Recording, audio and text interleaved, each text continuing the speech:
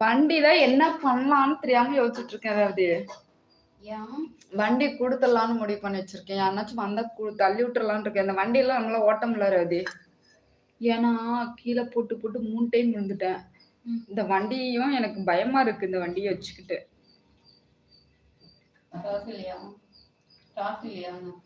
அதுக்கு முன்ன வண்டி டீவும் கட்ட முடியல. நம்மளால சமாளிக்க முடியல ரவி.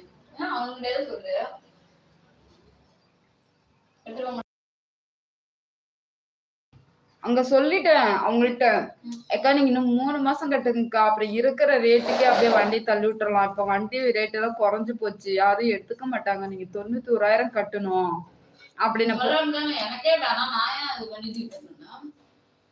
அப்புறமேட்டுக்கு என்ன சொன்னாங்கன்னா 91,000 கட்டணும்னு சொன்னானா, 3 மாசம் கட்டினா அதுல அமௌண்ட் குறைஞ்சிருமா, இருக்கிற அமௌண்ட்டுக்கு அப்படியே இந்த வண்டியை தள்ளி விட்டுறலாம் அப்படிங்கலாம். அந்த